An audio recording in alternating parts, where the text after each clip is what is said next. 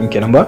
So anan wurin sai mu zo mu shiga course din da muke so. Misali wani course muke so anan wurin sai mu zabi wani course haka, sai mu zabi wani course mu fara da shi, wani course muke so mu fara da shi misali sai mu goma wani course ne sai mu goma misali a zuwa cewa misali bari tunda ma testing bari fara da mai dan sauki kuɗi misali kaman WhatsApp marketing process increment sai ka shiga wani course din.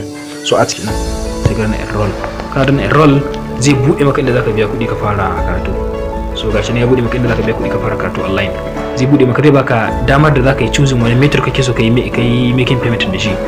Kamar yadda kuke gani gashi nan madalla ya bude mana ya ce use one of the payments below to pay 500 naira to Flowdiary digital line. Sai ka zaba idan kana so ka biya card naka through card naka sai ka rana nan gurin card na farko kenan, zai baka dama ka sa katin ka biya ta kati. Idan kuma ba ta kati kake so ka biya ba, so shi kin ta transfer ne, akwai transfer very simple sai ce maka pay with transfer gashi nan sai ka rana pay with transfer din nan. So zai baka account number da zai expire within 30 minutes kun gani ko yana irgawa yana counting time kun gani ya ce zai expire within this time. So abin da zaka biya shine gashi account number sai ka dauka ga abin da zaka biya, ga kuma bank name ya ce kai searching Paystack Titan. Idan baka amfani da Paystack Titan, in baka son Paystack Titan din sai ka change bank. So zai kawo maka Wema bank, so sai ka biya Wema bank gashi nan sai ka copy din account number din, in ga mai copy account number din a sunan banking zamu ga check out Paystack check out. So mun yi copy account number zamu biya 500 Wema bank zuwa Paystack check out. So yanzu bari in je hawo ofe na in je in biya ta nan.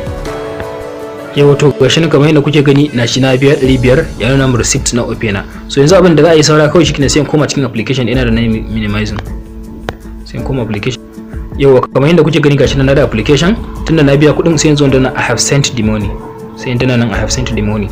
So zai loading da zaran ya gama loading kuma zai ci min na riga na biya.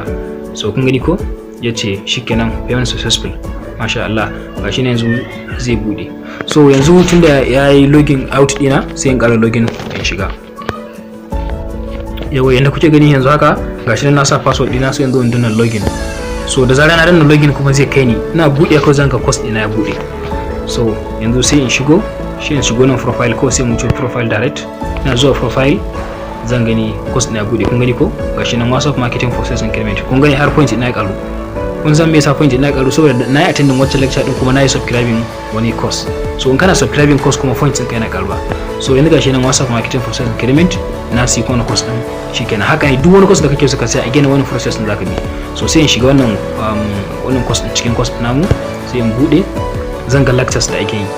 Zan ga lectures kun gani ko tun daga lecture 1 lecture 2 lecture har zuwa lecture 10.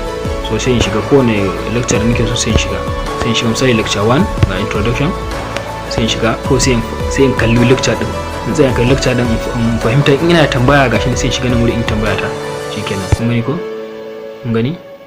kun gani just 1 minute.